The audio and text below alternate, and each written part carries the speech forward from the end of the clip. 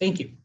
The main reason we're here today is because we are launching sort of a new process for programs to submit their institutional effectiveness plans for 22-23, so for next academic year.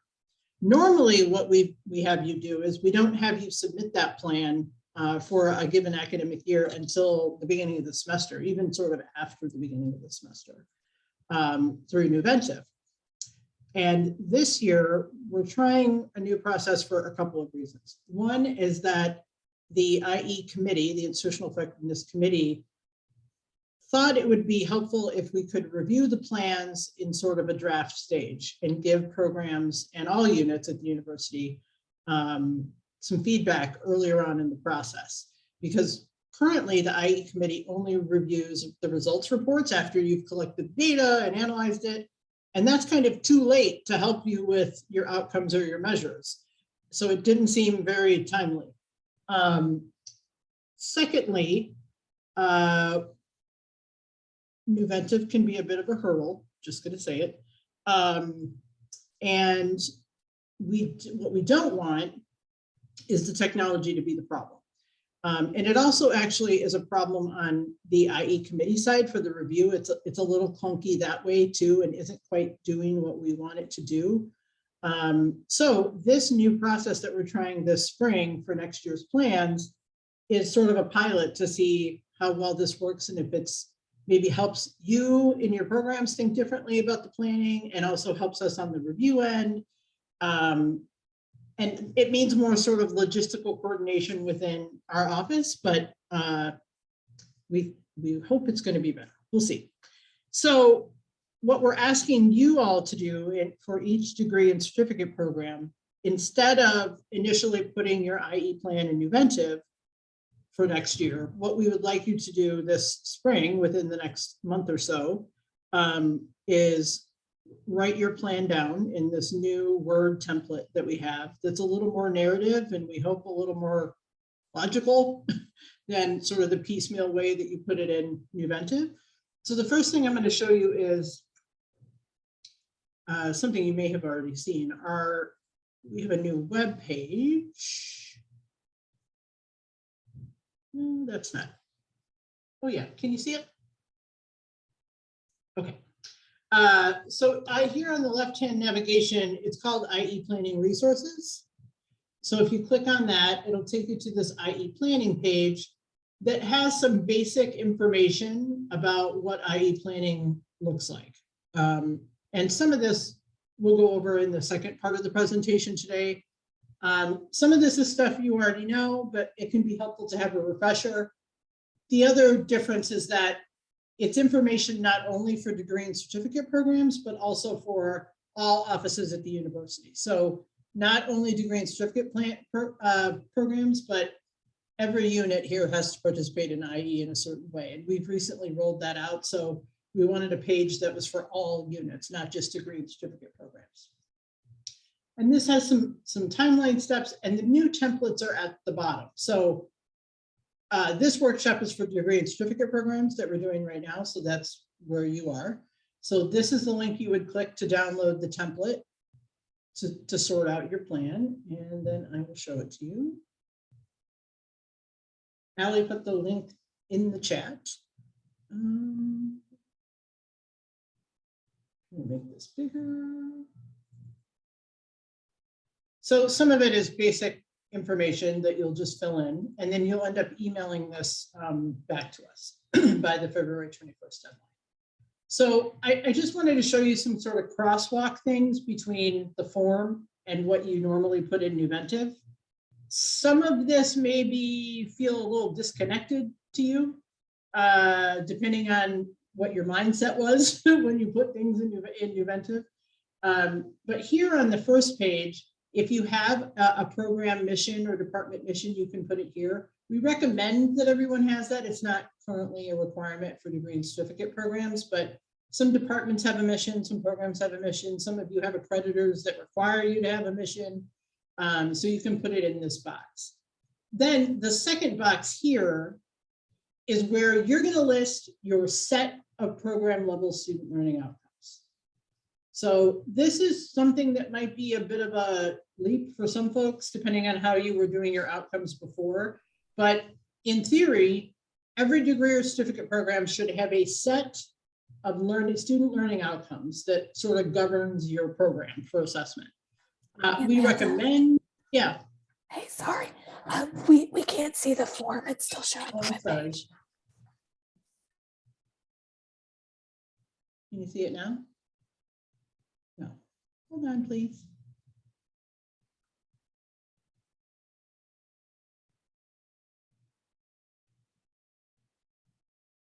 No? Okay, excellent. So here's where the mission goes, since you weren't looking at it. And here is where you'll put your set of program level student learning outcomes. So where you would get this, in theory, is you would go to Nuventive, which I will attempt to do for you now.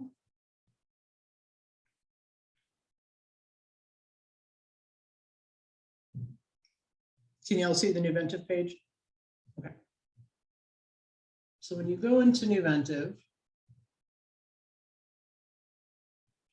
you will navigate to your program here. I have everybody, but you probably only have the ones that you're responsible for. I'm going to use music as the guinea pig. So over here under assessment plan, this is where all the outcomes you've ever entered will be listed. Now, not all of these may continue to be relevant. This is part of the reflective piece that we want you to participate in as you do this new form.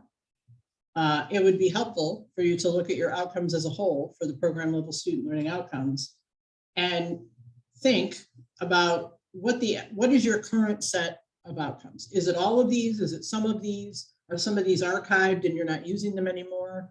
Whatever you put here on the form under program outcomes should be your current list of current outcomes for your program.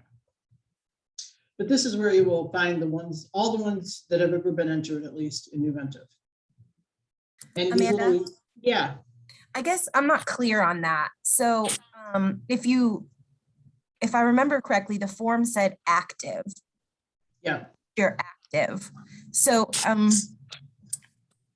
does that mean whatever I'm going to assess in my 22-23 cycle?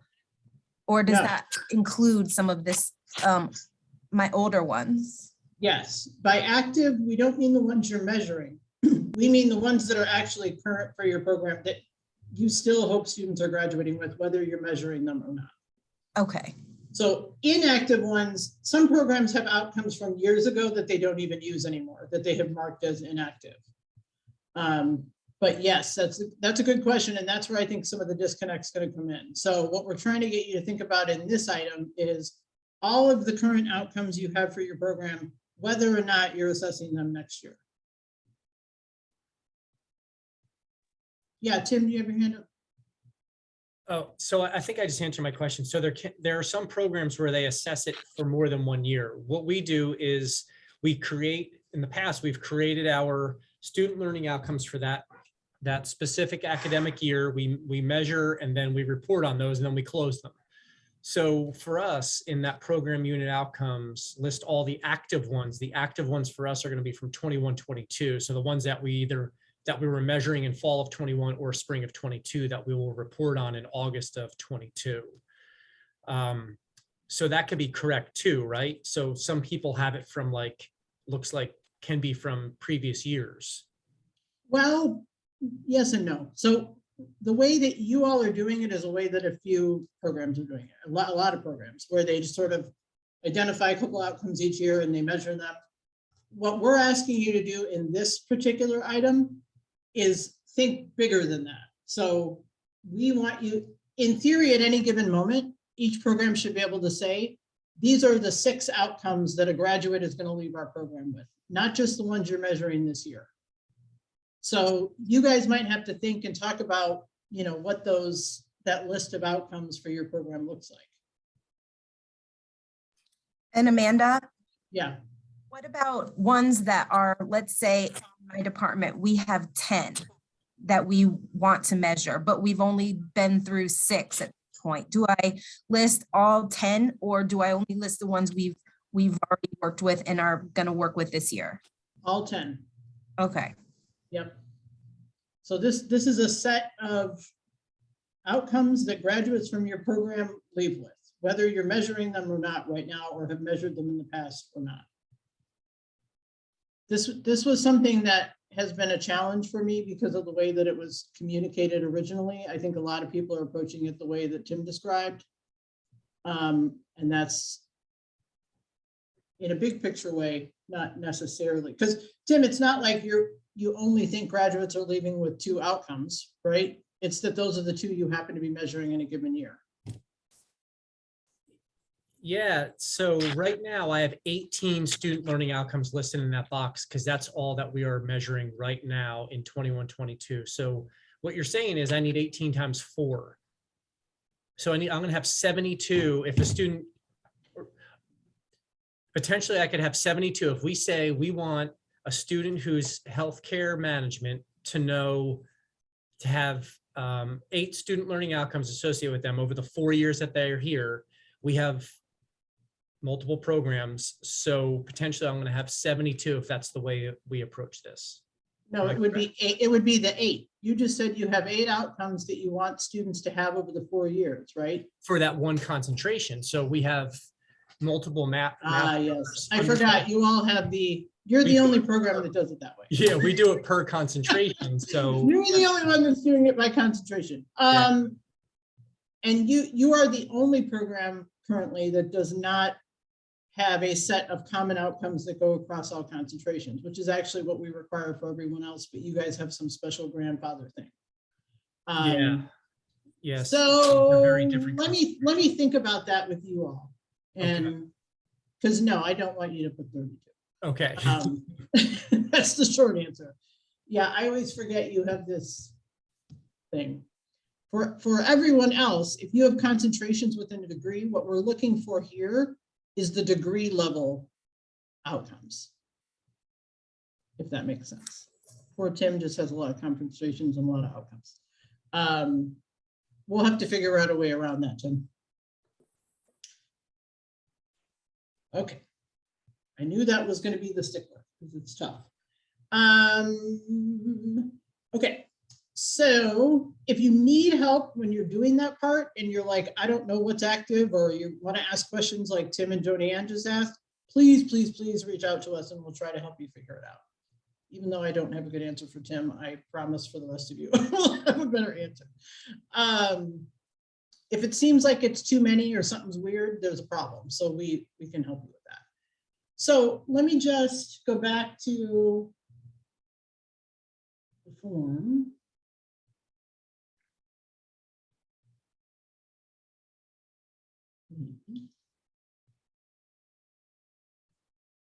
So on the second page of the form, this is where you're putting the ones that you're measuring next year. So this is specifically, the first page is sort of a big picture thing. And the second page is what are you measuring in 22-23? So you would take 2, in Joni Ann's case, she would take 2 out of that list of 10. And she would put 1 and then 2. If you're measuring more than 2 in a given year, because some programs do or they have to because of accreditation, just pick 2 to put here. We don't need to see all of them. We just need to see at least 2. So here you will rewrite the one outcome that you are measuring. And then similar to an Inventive, but in more of a narrative format, you will put here how you're measuring that SLO number 1 that you intend to measure next year. And then you put your achievement target, what you hope to achieve on that measure. And then we've added this question about, essentially, if you've assessed this in the past and you implemented some big change that you think could impact these results, it would be helpful for us to know that for context. So if this is something you've assessed in the past and you guys tried to change something and now you're reassessing it, you can explain that to us here. If that's not the case, you can just say not applicable. That's totally fine. And then this is your assessment measure number 2 for SLO number 1. And then this would be the second SLO that you intend to measure next year, same deal where you're describing the measures, describing the target, etc. I just want to say a note about measures. So we have always said that there are two, at least I think since Lynn was here, two measures for each outcome. We are sticking to that, but I will say if you're having trouble coming up with two measures for a given outcome, please reach out to me and I'm happy to talk with you. And if it's an extenuating circumstance where like you absolutely just cannot have a second measure, that's okay. We can work with that. Because sometimes it's just a sheer manpower issue or there just isn't a way to do it. But we do want to talk through that with you and see if we can figure something out. But at a bare minimum, every outcome that you're measuring should have one direct measure. That second measure can always be indirect. And that means you don't even have to be looking at student work. It could be a reflection, it could be some analysis of other data that you have on those students, whatever you want to use for that second measure is fine. So I'm going to stop that. So after you submit that form to us by email in February, the committee will review it in March and April, and we're going to do our best to turn that feedback around to you very quickly. As you work on these, one other critical part is another thing we're implementing this year on our end is we are about to actually today/Monday, sending each program the feedback from the IE committee and your academic dean on your 2020-2021 results report. So each program submitted a 2020-2021 results report in Nuventive in this past August, in August 21. The committee reviewed that as we always do. The deans review it as they always do. But what we've done is compile that into a PDF report so that you can easily see what that feedback is. We hope that some of that feedback from the committee and the deans will be helpful as you sort of think ahead to your plan for 22-23. So I'm going to send some of those out this afternoon. I might not get to the rest until Monday, but probably I'll send those to the chairs unless I know for sure there's an assessment coordinator, but that changes a lot. So I'll make sure that you guys get those, and that that should give you some feedback at least. Amanda, Mhm. I have zero recollection of turning in my 2021, but surely someone would have yelled at me had I not by this point, correct? You Yeah, did. okay, thanks. And we actually, when we send you the feedback report, we'll attach your report because that's so true for so many, and there's turnover too. It's, you might not be the one that entered it, so you don't even know what it said. But you'll get that with it, but you did, because I would have yelled at you.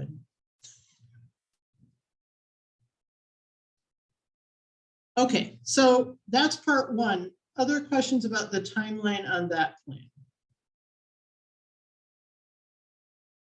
Okay, so I have a part two that is actually a little more content driven about what your plan should be and what it should look like and what our requirements are. You're welcome to stay for that. If you don't feel like it, that's okay too, because we are recording this whole thing and we will post it on the website. But I am going to switch gears just to sort of talk big picture about planning and what that looks like. Before I do that, I do want to note that right now we're talking about 22-23 plans that the draft will be due in February. You will also still have to report results for this year, 21-22, which is kind of weird because it feels like it's, we're doing the cart before the horse thing. We don't know how we're going to have you submit those results. It won't be until August or early September. Because you're collecting the data this academic year and then you have to talk with your faculty about it when they come back in August. We're hoping that we can do a word form and sort of can build on what we're doing now instead of using Nuventive, but we have to think about continuity for SAC. So we just want to make sure that we're making a plan that's going to work for when we have to do our report. But we will have more information on that for you definitely by the end of the semester. And we're actually going to have a second workshop on results reporting. So whatever it is, we'll be able to talk about it then. Probably that'll be March-ish, is my guess. Okay, I'm going to switch to my little PowerPoint. And I, again, will not be offended if you leave us. Let's see. David, you may recognize some of this from ARI, just FYI.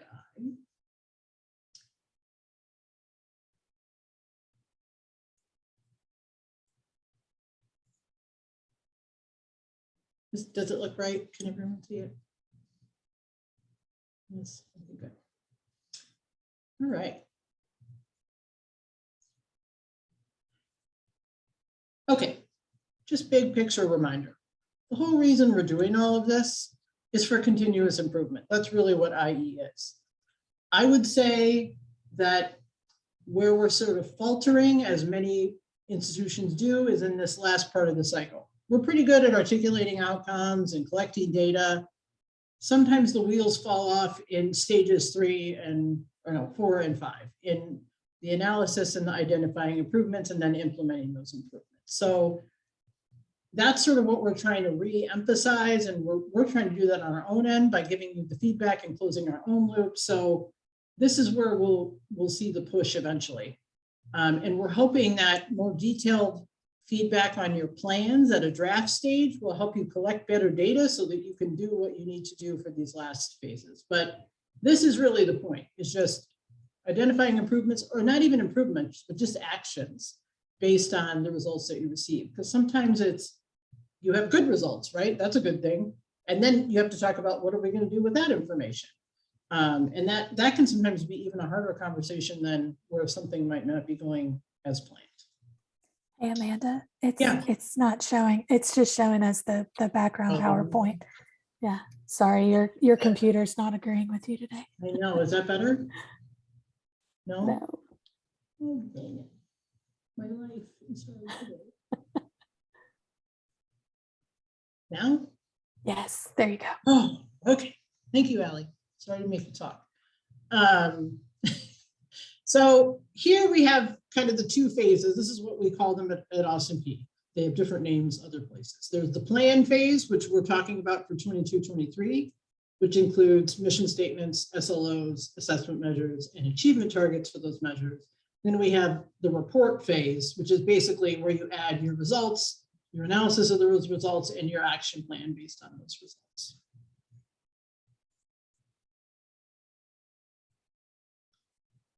So what do you actually have to do?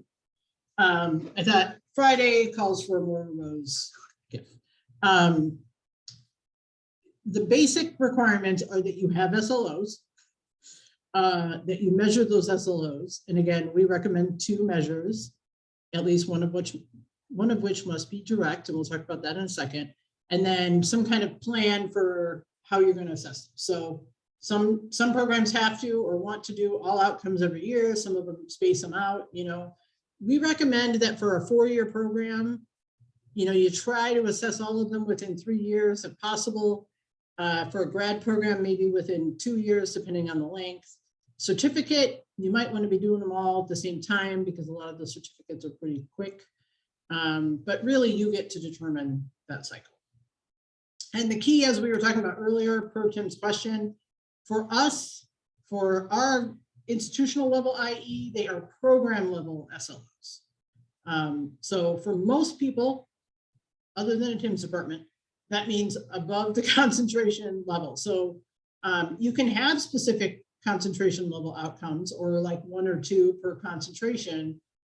You just need to be able to identify that common set of outcomes that cuts across concentrations. And I recognize that that is not easy because concentrations can take really different paths at the end. So sometimes we just need to talk through what that might look like. So this is about what we were just talking about. This is a web page that Ali put in the chat. This is our February 21st deadline. And your resources to help you with this are the feedback report that I'll be sending you today or Monday, And then if you need help pulling stuff out of Nuventive, or you can't figure out how to find what's in there, please reach out to Brandy. She can help you get what you need if you want to pull stuff out of Nuventive and look at that to do the form that we're asking you to do. In case you don't have a mission, Lynn had provided us this nice little template, and it's pretty easy.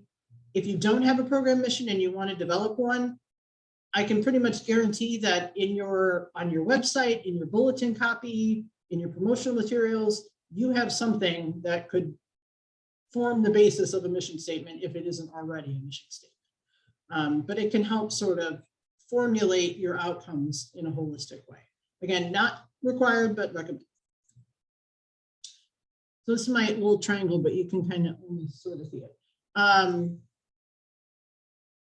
This is just to show that the program student learning outcomes that we're talking about today fit within a hierarchy of other institutional mission and goals. So at the very top is the institution. For us, we now have an academic affairs strategic plan that has goals that can now sort of inform the way that we think about our IE. You may have a college, most colleges have a mission. They may even have their own sort of strategic goals as a college that you might want to try to align with. And then you're working down at the program level, and then that hopefully pushes out to whatever goes on in your courses, your course outcomes or objectives. We do not currently have any requirements at the IE level around course outcomes or objectives, but in theory, in best practice, they should be aligned with your program level student learning outcomes. So at Austin Peay, we have two types of outcomes. As degree programs, you are primarily / only concerned with student learning outcomes. However, we do have another type of outcome called administrative unit outcomes that all the other offices on campus participate in, including my own. And theoretically, a department at the department level or a college could be also using AUOs. We're not currently requiring that. I know it's been a conversation in the past. But these are things that are more about operations. They are not about students and student learning in that sense. So I know some of this is a refresher to y'all, but as we ask you to reflect on your student learning outcomes, particularly that you have like a set for the program, it's helpful to revisit this idea of what are they, right? So when you articulate student learning for your program, we want you to identify the specific knowledge, skills, behaviors, attitudes, values that students should be able to demonstrate at the end of your program. And you're essentially asking yourself, like, what is one of our graduates, what should they be able to do with this degree out in the world? And I know there's a lot of answers to that question, but you're trying to distill it down to, frankly, as simplistic sentences as possible. Other people should be able to understand your SLOs, not just folks in the discipline. It's a sentence, so you're writing essentially a sentence, which the subject of which is students. And that verb is the critical part. And you may have heard this before. If you can avoid words like understanding that are pretty generic, that would be great. I've got a link on here. Allie will post the slides as well for everyone. But this is where the Bloom's taxonomy comes in, right? The levels of learning. So at the lowest level, we're talking about recall, right? You're just sort of regurgitating something, or you can identify something. At the highest level, we're talking about creating or investigating. And then in between there, we've got analyzing and evaluating. So ideally for me, at the end of a program, students should sort of represent the spectrum of Bloom's taxonomy. There are folks who think that at the end of a program, all of them should be the highest level of learning. I don't know if that's necessarily true. It just kind of depends on what your program is and what you're trying to do with your students. But the verbs should really reflect the complex nature of what you're teaching and what students are leaving your program with. And then the end of that sentence is whatever specific thing that is that they're doing, learning, creating, evaluating. So my advice is get creative with your verbs. So they should be reasonable. These should be things that you can actually do for students. We all have very lofty goals of what we want our graduates to leave with and our students to leave our classrooms with. They're not always realistic. So we got to, kind of drill this down to what can they actually demonstrate. Be as specific and simple, I would say, as you can be. Ideally, there are things that can be measured. A lot of these things, though, I'll be honest, on the face of them, you're like, how do you measure that?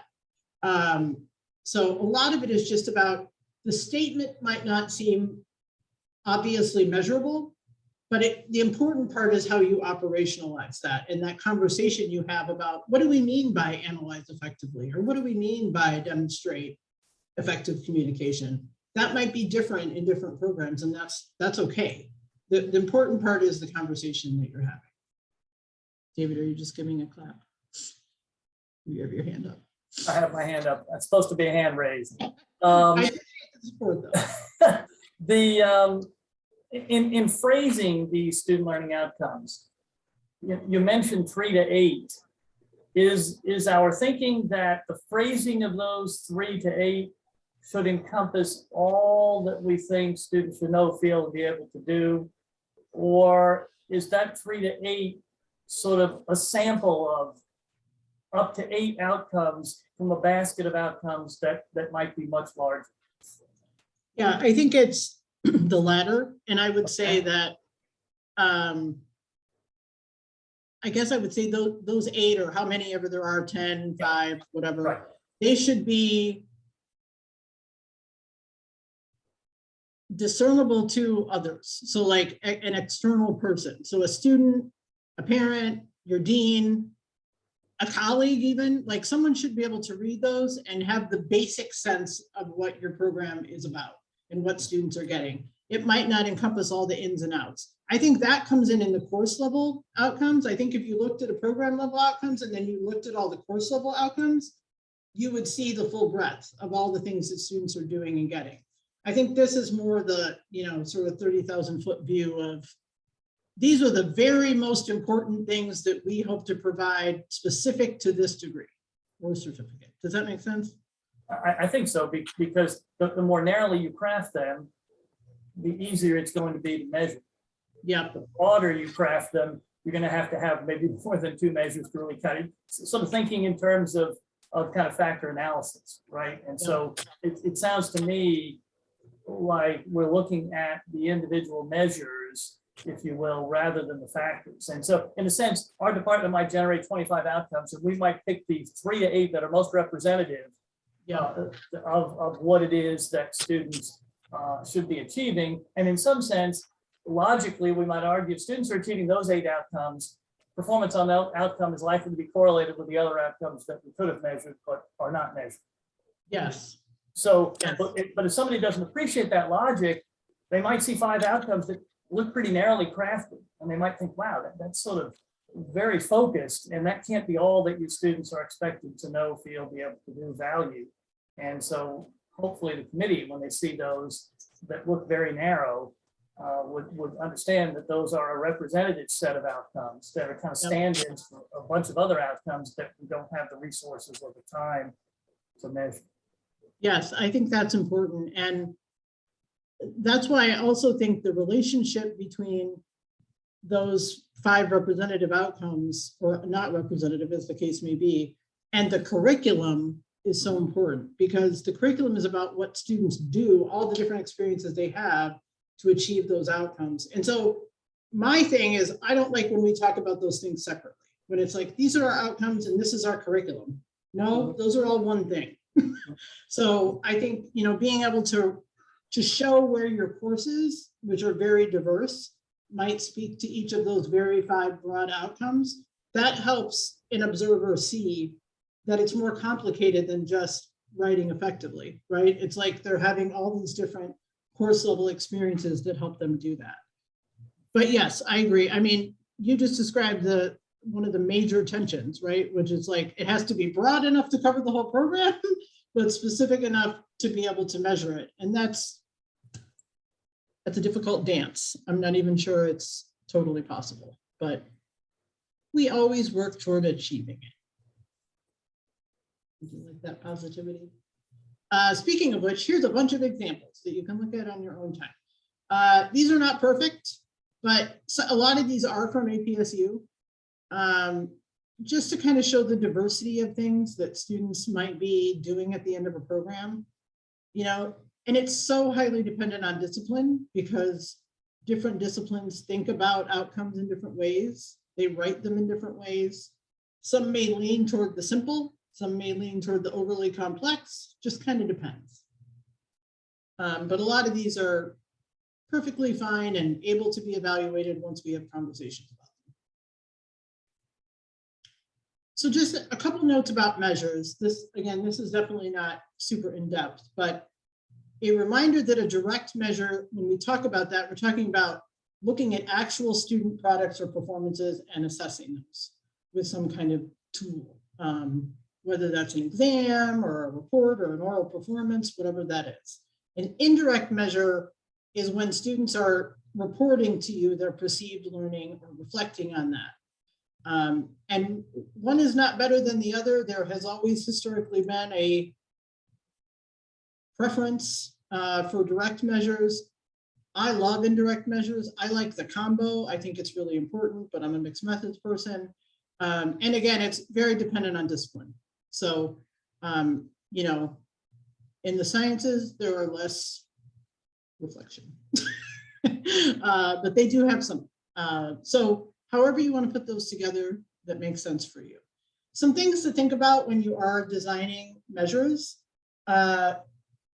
Some of the biggest issues we see are that they're not actually super connected to the SLO that they're measuring. They might just be something convenient, like an exam that already exists, which is okay, but you have to think about how it goes with the SLO. A reminder that this is not research. It can be, but mostly assessment is not research. It is just a way to capture a snapshot of something in time to describe it that can help be one factor in making decisions. Sometimes the assessments are graded and sometimes they're not. It just depends on how your program is set up.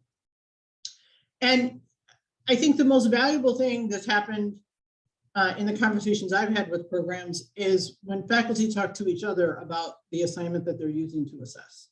And just having that conversation sometimes helps sharpen the assessment measure or make the results more reliable. And the one other thing to remember is that whatever measures that you do, you should be, as best to your ability, representing in that measure or reaching in that measure all modalities and campus locations. This is a SACS requirement, but it's also good because we don't want to forget about folks in different locations. Joanne, did you have a question?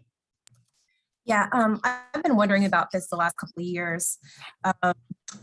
I'm wondering if there's a best practices recommendation or what you've seen other people doing to address missing data. So for example, if I'm assessing literature reviews, okay, and I have 7 of 25 students that just don't turn in the literature review. What I've been doing is kind of having a foot in both worlds where I'm only assessing it based on those who turned it in. But then when I write up my, what can I do to improve this? I tend to focus on what I can do to get the other students that didn't turn it in to turn it in, even though I'm treating it as missing data in my actual, did I meet or not meet our assessment standard? Yeah, and that's actually, yeah, I think the way you're handling it is the only way you can. So the place that shows up for our reporting is in the analysis when you kind of say, here's what we found, but only, you know, we were missing 7, for whatever reason. You have to sort of acknowledge that as a limitation, basically.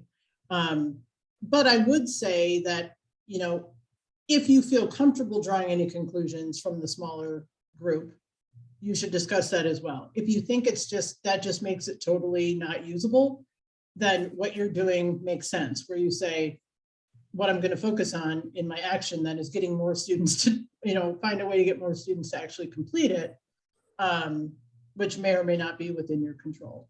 But that happens across the board and it's happening more and more, as you probably know. But I think if you acknowledge it, that's all you can really do. It might be possible, and it would take work, but to make a judgment about the extent to which the people who completed it are representative of a larger group. So you can compare GPAs, for example, on the students who completed it versus those who don't, and if there's not any difference, there's one variable in which you might say, listen, it's not a good thing that it fill it out, but I think the results are still generalizable because there doesn't appear to be obvious differences. If they're gender, race differences, if you could get to that, but I mean, who's got time to do that? But you know, ultimately, we say that we shouldn't be attempting to achieve research rigor, but if we're going to make curricular changes on the basis of this data, it's got to be pretty good data, right? I mean, it takes time. Let me tell you, I've been fighting curricula for the last 3 weeks. I don't want to have to do that unless I know the evidence that I've collected is compelling and that it points me in a certain direction. So that's sort of a challenge. Really. Yeah, I agree. And I would say that if you want to do some of that additional analysis based on sort of other characteristics of the students and you need help getting that, I can help you get that with DSIR. You know, if that's something you don't have access to, we could get you that if you needed it.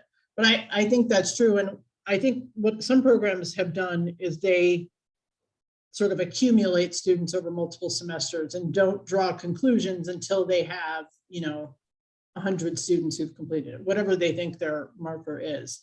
Because some of them have to do that because they have small enrollments in a class, right? Like maybe there's only 5 students in there. So they wait for a couple semesters to accumulate as much as they can to make those decisions. Like they're still reporting on it, but they aren't making those big decisions yet. So at what point in a student's matriculation through a major are you expecting, hoping, desiring to see measurement take place? So are we looking for some level of kind of maturity on the learning outcome? Should it be something that's done in a capstone course in the senior year? Just sort of how do we think about when? Obviously, a pre-post would be nice if you could do it as a freshman and do it when they finish, but that's probably not all that realistic. But so what are your thoughts on when we should be striving to measure? Some of the measures should definitely be some kind of culminating something, whether that's a capstone or the major field test, if that's something you give, or, you know, an end of program reflection or whatever. I feel, and I think it's valuable to have other assessments to complement that happen at different points in the program. And for different programs, that might be different points, but it may be a midpoint and then, you know, at least some culminating. SACS expects to see some assessment of graduating students. They don't really say when that is. So, you know, typically with some of the THEC stuff we do, we try to say like somewhere after 75 hours-ish. But that really just depends on the program. That's for a 4-year undergrad program, obviously. So I think you definitely want to have something that is that culminating experience as much as you can. But I recognize that in some programs, especially those with multiple concentrations, they aren't all doing the same thing at the end. So that requires a little more creativity of how you organize that. But I would say that at least one of your measures of one of your outcomes should be some kind of culminating thing in a given cycle. Okay, so just some common measures and some thoughts about those. So with written work, ideally those things are being evaluated using a common rubric aligned with the SLO being measured, or more than one SLO if you're using a paper to measure more than one SLO. Testing quizzes are where we see the biggest issues, the biggest misalignment, I would say. So anytime you can, it's good to have item analysis rather than just how students did an exam overall. At least some level of that if possible. And also you should be able to articulate how different parts of that exam or that exam as a whole are aligned with the SLO that you're measuring. Because it happens a lot that there's an exam or a test, but it's not clear to someone who's reading your report or reading your plan how those things line up. So just making sure you're thinking about that. And then performances or presentations, same as written, mostly. Sometimes it's a rubric or some other checklist, like in a clinical situation where they're being evaluated by an observer.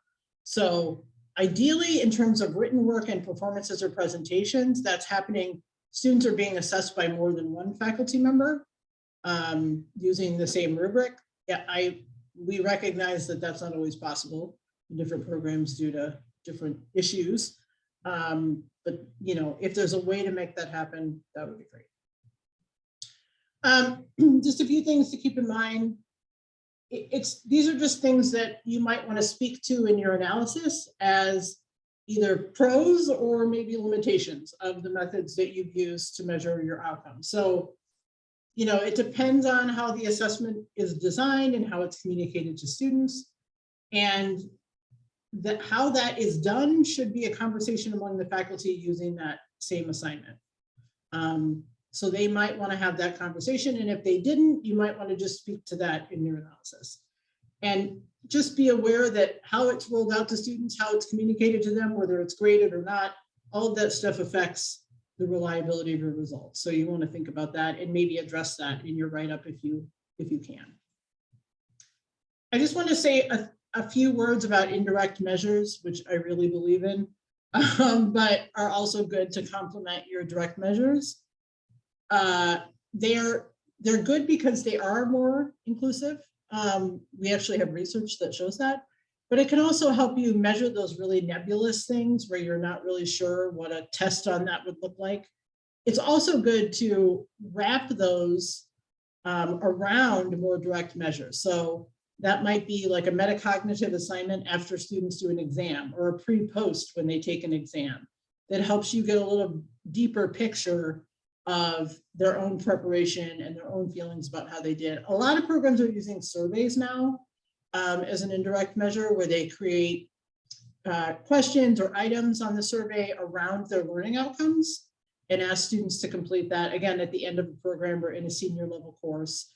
And that's a really effective way to also just get information about other student issues that you might not find in some other format.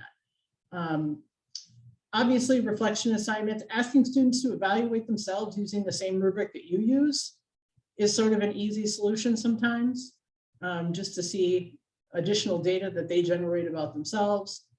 But I just like to encourage the use of those because I think they're a nice complement. So whatever your measures are, they should have an achievement target, which is really just the level of performance that you hope for or expect. Sometimes those are set by external bodies if you have accreditation. Other times it might just be based on your wish or your experience or things you've looked at in the past. But we ask that you identify that level of performance. So typically those achievement targets are quantitative. So it's things like, 95% of students will score this or higher, or 80% of students will get a 4 out of 5 on this question, or whatever that might be, depending on the tool. And again, we encourage you to have targets by item, not just targets by a whole instrument, especially if it's an exam. Try to have it not be all or nothing, because again, the goal is improvement, but there are some cases where that might fit. And you want that target to be justifiable, I suppose, but really it just needs to be meaningful to you within the program. It just needs to be something that you would expect that you can actually do something with once you get your results. So just a quick reminder of the timeline. So we'll send out these feedback reports on last year's results reports. You'll develop your plan, you'll submit it to us in February, the committee will review, then you will revise that plan. And we're asking you to have that revised plan done by the beginning of August, by the beginning of the semester, I'm sorry, not the beginning of August. And then we'll ask you to submit your results report for this year by September 15th, and we'll let you know by the end of the semester whether that'll be a Nuventive or outside of Nuventive. But for the plan for next year, we're going to stick with the word form for now and see how that goes. I think I just said all that. So here's our emails. Typically, I work with the degree and certificate programs, and Allie helps out with the non-degree offices. But either one of us can help at any time. And again, Brandon can help you extract things from Nuventive if you need to, or get things organized in there. We will post this and the slides eventually on the website. And that's all. Questions?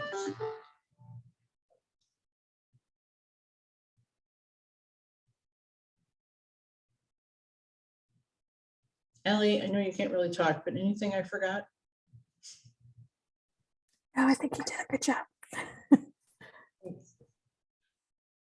All right, well, thank you all for coming today. We really appreciate it. And as you're working on this, please let us know if you have questions. Have a great weekend.